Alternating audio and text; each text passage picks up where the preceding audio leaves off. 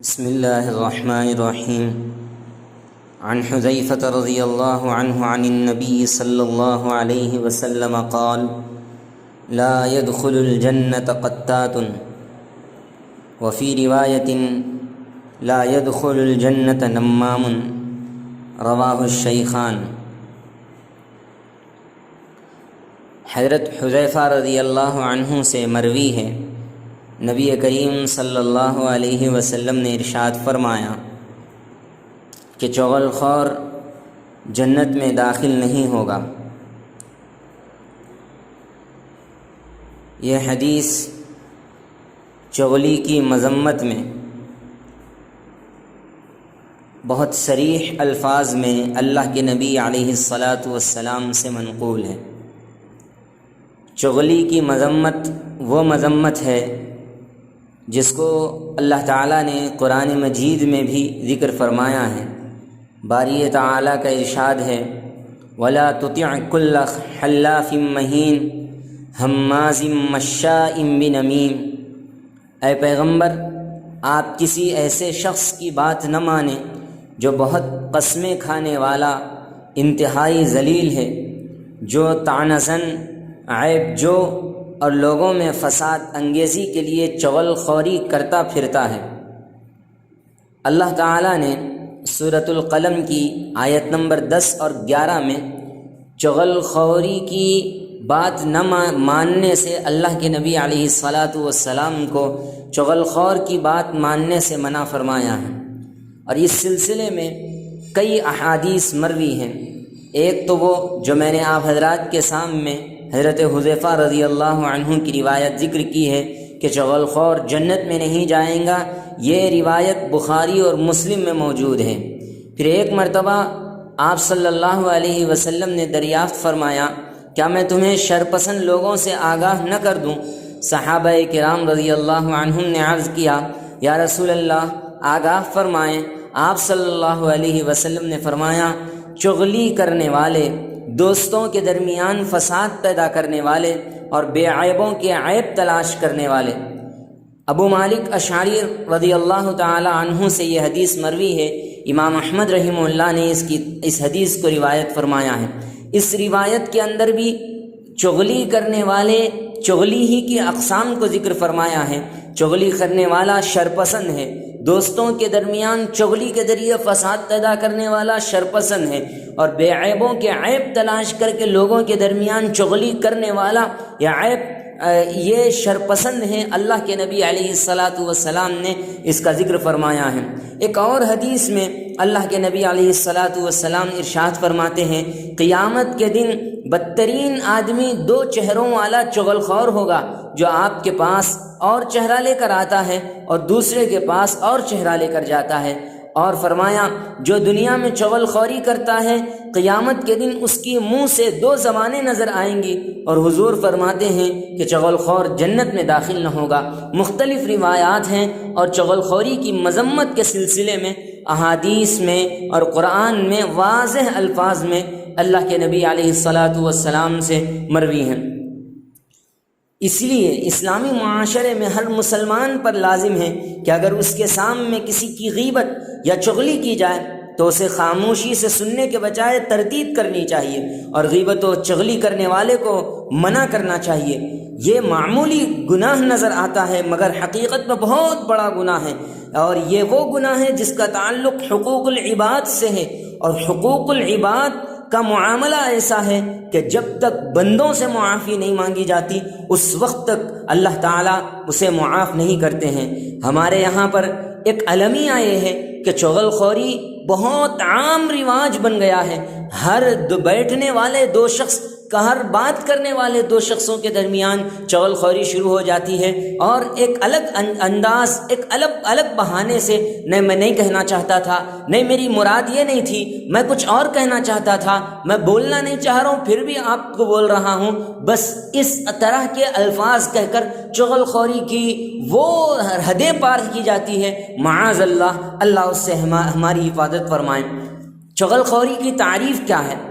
عام طور پر چغل خوری کی تعریف یہ کی جاتی ہے کہ کسی کی بات ایسے شخص سے بولے جس کے بارے میں اس کے سلسلے میں تعریف خاصی لمبی ہے، بس مختصر طور پر یہ کہہ دیں کہ کسی کے ناپسندیدہ بات کا دوسرے کے سامنے اظہار کرنا، ناپسندیدہ بات کو دوسرے کے سامنے کہہ دینا، جو اس کو ناگوار لگے وہ دوسرے کے سامنے کہتا پھرے، یہ چغل خوری کی تعریف ہے۔ ہم عموماً ایک کی بات دوسرے کو سن کے لگاتے ہیں، ایک کی بات دوسرے تک پہنچاتے ہیں، یہ بہت خطرناک قسم کا گناہ ہے۔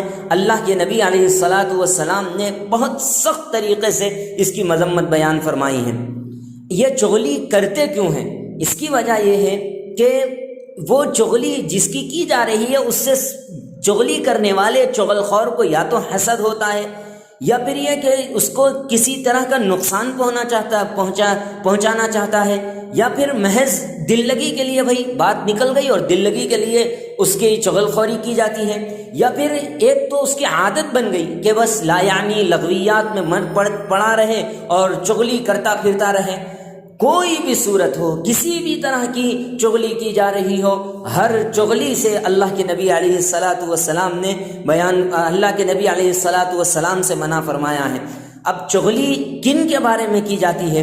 بھائی بھائی کے درمیان نفرت پیدا کرنے کے لیے، دوست کے درمیان نفرت پیدا کرنے کے لیے، ملازم اور مالک کے درمیان نفرت پیدا کرنے کے لیے، اور اسی طرح استاد اور شاگرد کے درمیان نفرت پیدا کرنے کے لیے، شوہر اور بیوی کے درمیان نفرت پیدا کرنے کے لیے، ہر طرح سے چغلی کی جا سکتی ہے، ہر طرح سے چغلی کی جاتی ہے۔ اس زمانے میں چغلی ہر طرح سے کی جا رہی ہے، اور یہ لوگوں کو بھڑکا کر تعلق کو، روابط کو اور ایک دوسرے کے معاملات کو ختم کر کے ایک دوسرے کے درمیان نفرتوں کو ہوا دی جاتی ہے اور تعلقات کو کشیدہ کیا جاتا ہے، اور یہ بڑے اس حرام کام کو بڑی آسانی سے لوگ کرنے لگے ہیں۔ اس لیے اس چغلی کے حرکت سے بچنے کی ضرورت ہے۔ ایک حکایت ہے کہ کسی عقل مند آدمی کے پاس اس کا کوئی دوست ایک ملاقات کی غرض کس سے گیا، اور اس کے کسی دوسرے دوست کے متعلق کچھ بات اس نے کہہ دی، تو اس عقل مند آدمی نے اس سے کہا، تم اتنے دنوں بعد میرے پاس ملاقات کے لیے آئے ہو اور آتے ہی 3 جرم کر بیٹھے۔ پہلا جرم تم نے یہ کیا کہ تم نے میرے دوست سے بغض پیدا کر دیا، میرے دوست سے میرے دل میں ایک بغض پیدا کر دیا۔ دوسرا گناہ تم نے یہ کیا کہ میرے مطمئن اور خالی دماغ کو مضطرب کر دیا، اضطراب میں ڈال دیا، پریشان کر دیا، میرا دل خاموش نہیں رہے گا، سوچتا رہے گا۔ اور اسی طرح تم نے اپنی دیانت داری کو بھی مجروح کر دیا۔ اس لیے یہ عقل مند آدمی کی علامت یہ ہے کہ چغل خوری سے بچیں۔ اور چغل خوری سے بچنے کی کیا صورتیں ہو سکتی ہیں؟ پہلی بات یہ کہ چغل خور آدمی کا اعتبار نہ کریں، کیونکہ چغل خور فاسق ہوتا ہے، گنہگار ہوتا ہے۔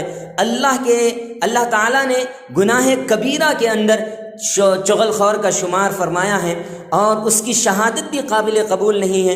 ارشاد ربانی ہے، اے ایمان والو، یا ایھا الذین آمنوا ان جاءکم فاسق بنبأ فتبینوا، اگر کوئی شریر آدمی تمہارے پاس کوئی خبر لائے تو خوب تحقیق کر لیا کرو، کبھی کسی قوم کو نادانی سے کوئی ضرر نہ پہنچا بیٹھو۔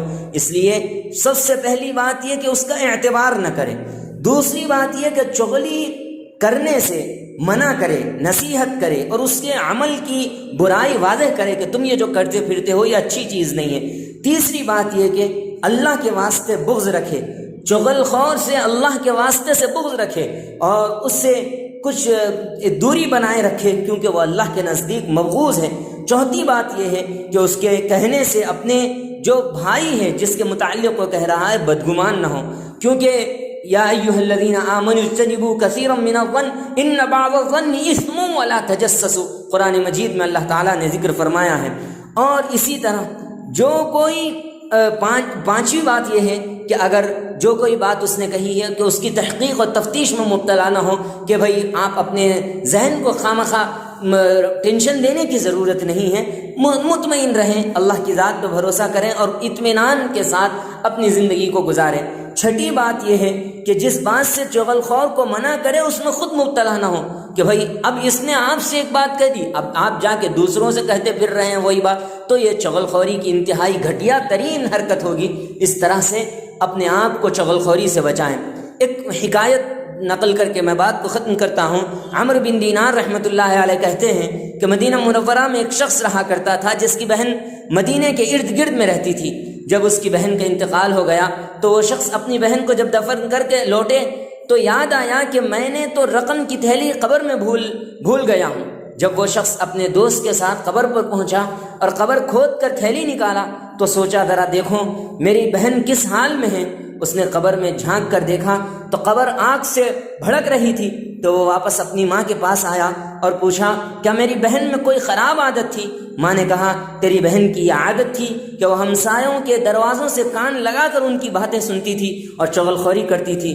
تو اس سے معلوم ہوتا ہے کہ چغل خور کا انجام کتنا بھیانک ہے۔ یہ زندہ مثالیں اللہ تعالیٰ کبھی اولی الالباب کو سمجھانے کے لیے اللہ تعالیٰ ظاہر کرتے ہیں، اس لیے چغل خوری سے اپنے آپ کو بھی بچائیں، اپنے معاشرے کو بھی بچائیں۔ اللہ تعالیٰ توفیق عمل عطا فرمائے، آمین یا رب العالمین۔